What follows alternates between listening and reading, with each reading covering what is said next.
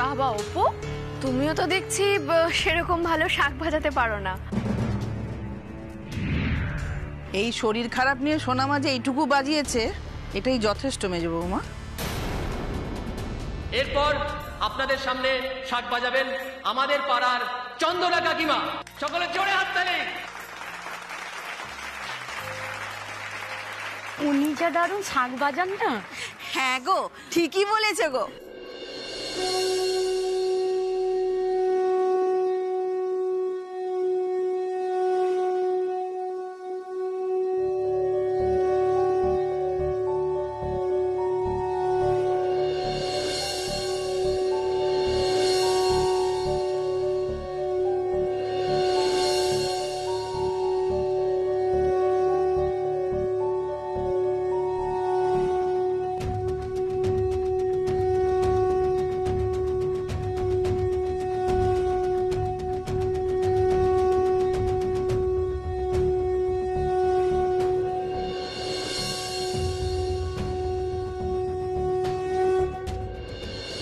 চন্দনা কাকিমা 55 সেকেন্ড শাক বাজিয়েছে, অসাধারণ, জোরে হাততালি দিন।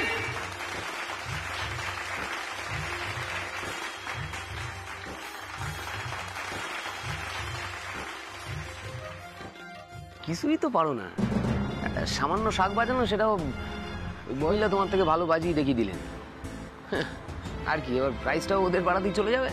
না, যা দেখছি ফার্স্ট প্রাইজ এবার পাশের পাড়াই চলে যাবে। তবে পুজো শোনা, তুমি একদম ভেঙে পড়বে না। আমি তোমার জন্য সান্ত্বনা পুরস্কারের ব্যবস্থা করবই করব। আর এরপর আপনাদের সামনে শাক বাজিয়ে শোনাবেন অবলা কাকিমা। সকলে জোরে হাততালি দিন।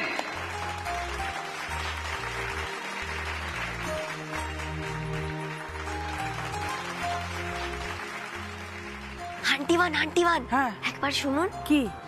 আমাদের পাড়ার মান কিন্তু আপনাকে রাখতেই হবে। আপনি ভরসা, আপনাকে জিততেই হবে। তোমরা কে কি করলে শুনি? হ্যাঁ, কে কটা বাঘ মারলে? এখন আমার কাঁধে বন্দুক রাখছো? কারণ আমরা তো জানি কেউ যদি পারে সেটা আপনিই পারবেন। ঠিক কথা বলেছো উপমা, যদি কেউ পারে সে আমার অবলা সুন্দরী। হ্যাঁ, তুই কি হয়েছে? অবলা সুন্দরী বলেছিস, অত্যক্ত কিছু করিনি। শোনো না আমার কথাটা, বাড়িতে তো হাই হুই করে গলার খুব জোর দেখাও, এখানে দমের জোরটা দেখিয়ে দাও। ইজ্জত কা সওয়াল। মা, তুমি পারবে মা, তুমিই পারবে। আজ তোমাকে দেখিয়ে দিতে হবে আমার পুচু সোনার থেকে আমার বাবার পুচু সোনার গুণ অনেক বেশি।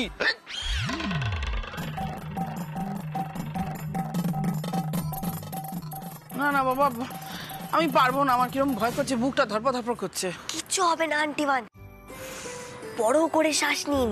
কি? যা বলছি তাই করুন, বড় করে শ্বাস নিন, নিন নিন। হ্যাঁ, ব্যাস ব্যাস ব্যাস। এবার এই শ্বাসটাকে ধরে রাখুন। 1 থেকে 10 পর্যন্ত গুনে শ্বাসটাকে আস্তে আস্তে ছাড়ুন। নিন, করুন।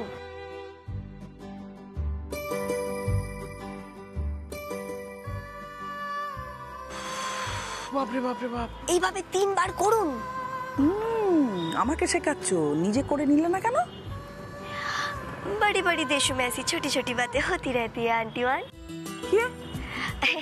কিছু না কিছু না। আরে বাবা, কোচ তো খেলা শেখায়, কোচ কি কখনো নিজে খেলে? নিন, বড় করে শ্বাস নিন। যা বলছে তাই করো না। কিছু করছি। আহ, অবলা অবলা, যাও যাও, গিয়ে শাঁখটা ফাটিয়ে দাও। আচ্ছা, বলতে কি বলেছি, শাঁখটা বাজিয়ে দাও। যাচ্ছি যাচ্ছি যাচ্ছি।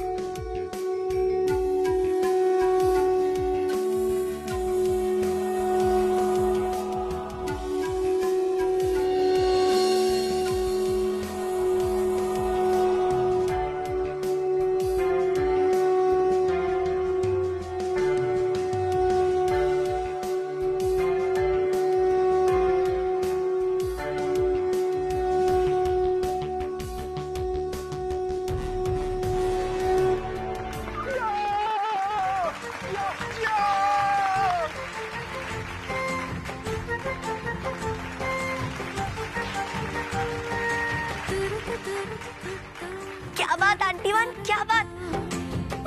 आई लव यू आंटीवन। এবার আপনাদের সামনে ফলাফল ঘোষণা করার সময়। সকলেই কম বেশি ভালো শাঁখ বাজিয়েছেন, কিন্তু সব থেকে ভালো এবং বেশি সময় ধরে শাঁখ বাজিয়েছেন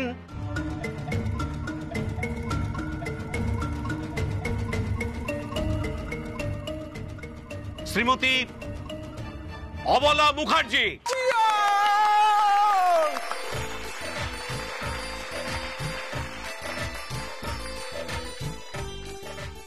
উনি 1 মিনিট 3 সেকেন্ড ধরে শাঁখ বাজিয়ে আজকের প্রতিযোগিতায় বিজয়ী হয়েছেন। ওনার হাতে পুরস্কার তুলে দেবেন আমাদের পাড়ার সভাপতি শ্রী অনাদি মুখার্জি।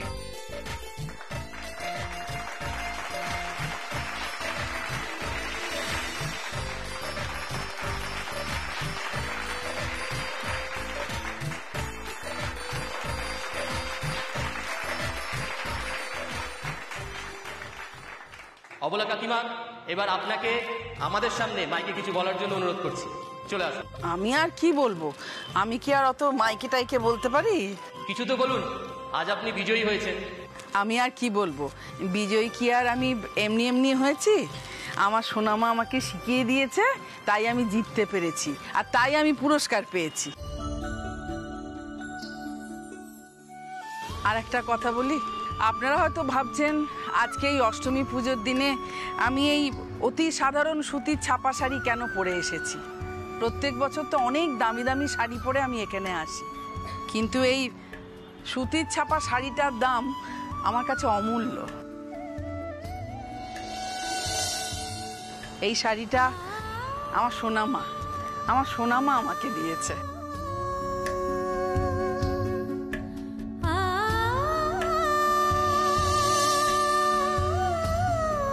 কিন্তু মা, অপু আপনাকে এইরকম একটা সস্তার শাড়ি দিয়েছে? মেজ বৌমা, সস্তা দামি এগুলো কি আর টাকার হিসেব দিয়ে বিচার করলে হয় মা? এই শাড়িটা হয়তো অতি সস্তা, কিন্তু এটা আমার কাছে অমূল্য, অমূল্য একদম।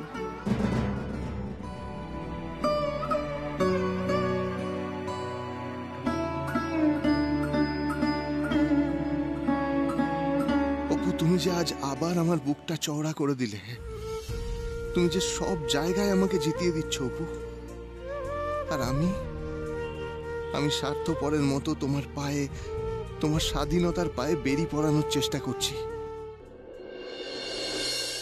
এই চলো চলো, বাড়ি চলো, রাত হচ্ছে, সোনামার ওষুধ খাওয়ার সময় হয়ে গেছে, চলো।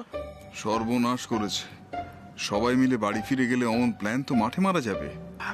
বলা আবার বলছিলাম যে আর কিছুক্ষণ, মানে বেশ কিছুক্ষণ আমরা পুজো মণ্ডপে থাকি না। তোমার লোকটার কথা শোনো, বললাম না সোনামার ওষুধ খাওয়ার সময় হয়ে গেছে, বাড়ি যেতে হবে, চলো। আন্টিমান, আপনি না হয় আরো কিছুক্ষণ থেকে যান, আমাকে তো অন্য কেউ বাড়ি নিয়ে যেতে না না, যে কেউ এর প্রশ্ন আসছে কোত্থেকে? আরে বাবা, তোর বর রয়েছে, সে তোকে বাড়ি নিয়ে যাবে, সে তোকে ওষুধ খাওয়াবে। হ্যাঁ হ্যাঁ, মোদ্দা কথা, আমরা এখান থেকে বাড়ি নড়বো না সন্ধি পুজো না দেখে। না না না না না, কোনো কথা না, আমার ইচ্ছে করছে না এখান থেকে যেতে। আরে দীপু পারে, কোনোদিন তো কাজ করেনি এইগুলো, না না পারলে শিখে নেবে। আরে বাবা, নিজের স্ত্রীর আদর যত্ন করতে পারে না, সে কেমন পুরুষ মানুষ? বলছি, একটা রিকোয়েস্ট করছি, থাকো না ওলা প্লিজ, একসঙ্গে একটু। কি কাণ্ড, হাত ছাড়ো, কি কথা? আরে বাবা, আজকে কি এমন করলাম? আজকে তো অষ্টমী, নিশি পোহালেই তো পুজো শেষ। কালকে তো নবমী বাকি আছে। বড় তর্ক করো তুমি, বড় তর্ক করো। তর্ক করা যেন স্বভাব হয়ে গেছে, তর্কটা করো না তো।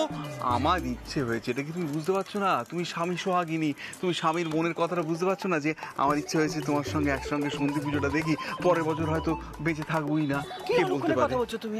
ছি ছি ছি, এই পুজো গন্ডার দিনে কি এরকম কথা বলে নাকি? ছি। দীপু অ্যাসিস্ট্যান্ট, তুমি বরং আমায় বাড়ি নিয়ে চলো, না হলে কারোর আর সন্ধি পুজো দেখা হবে না।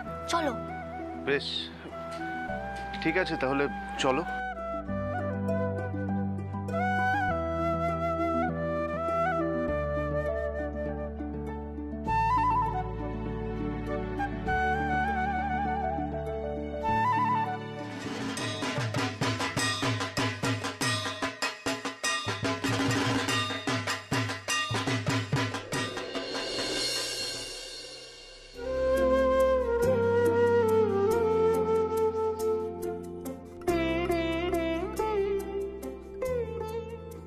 নাও, এবার খাওয়া দাওয়া করে ওষুধ খেয়ে ঘুমিয়ে পড়তে হবে, ঠিক আছে?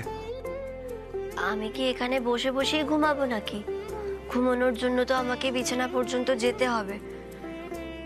একা একা তো আমি আর সেটা পারবো না। জানি তো।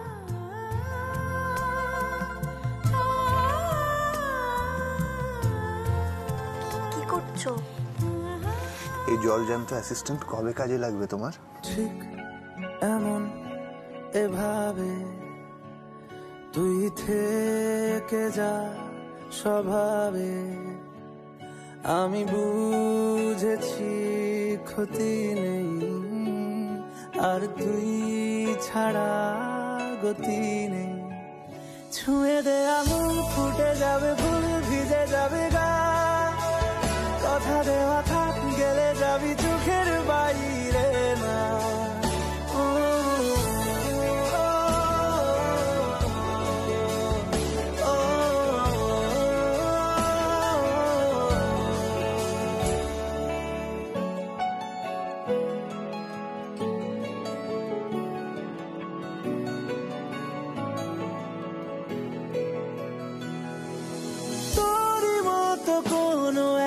কেউ কথা দিয়ে যায়, ছায়া হয়ে যায়, তোরই মতো কোনো একটা ঢেউ ভাসিয়ে আমায় দূরে নিয়ে যায়। ছুঁয়ে দে আগুন, ফুটে যাবে ফুল, ভিজে যাবে গা, কথা দেওয়া থাক, গেলে যাবি চোখের বাইরে না। ছুঁয়ে দে আগুন, ফুটে যাবে ফুল, ভিজে যাবে গা, কথা দেওয়া থাক, গেলে যাবি চোখের বাইরে না। ও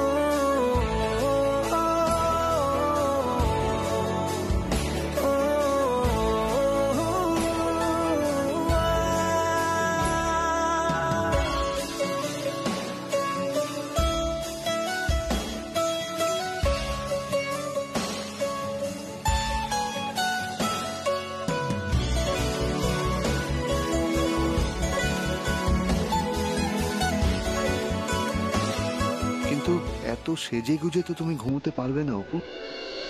আন্টি গান ফিরে এলে আমি চেঞ্জ করে নেব। Good night. এত তাড়াতাড়ি গুড নাইট বলে দিচ্ছ? তুমি শুধু শুধু জেগে থাকবে কেন?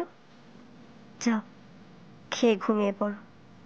কিছুক্ষণ পরেই তো বাড়ির সবাই চলে আসবে, আন্টি গানও চলে আসবে।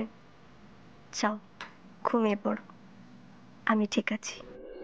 আজকে তোকে রাখতে চাইছি খুব, সকালে আমার, বিকেলে আমার, তুই ডাক না দিলে থাকবো আমি চুপ, দিনেতে আমার, দুপুরে আমার। ঠিক এমন এভাবে তুই থেকে যা স্বভাবে।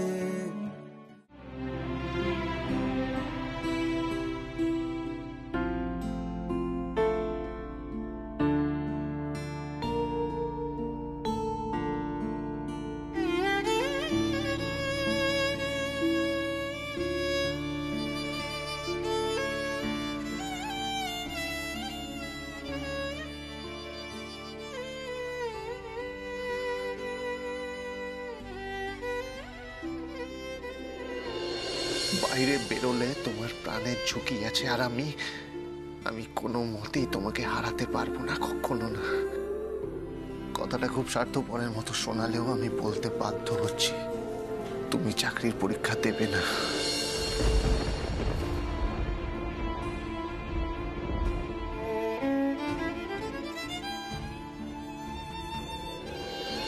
তুমি তো কথা দিয়েছো আন্টি ওয়ানকে বুঝিয়ে বলবে, আর আজ যখন আমার নিজের শক্তি শেষ হয়ে গেছে, নিজে পায়ে উঠে দাঁড়াতে পর্যন্ত পারছি না, তখন তুমি চুপ করে থাকবে?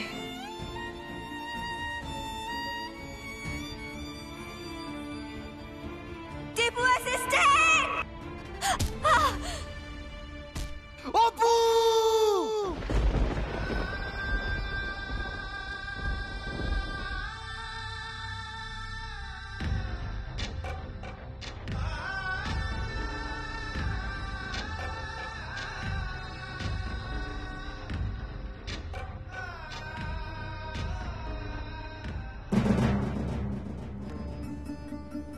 পারছি না আপু, আমি পারছি না। কি হয়েছে? আমি জানি আমি খুব খারাপ, সে তুমি আমাকে খারাপ ভাবো ভালো ভাবো, তুমি আমাকে ভালোবাসো ভালো না বাসো, কিন্তু আমি তোমাকে কিছুতেই চাকরির পরীক্ষা দিতে দেব না আপু, কিছুতেই না।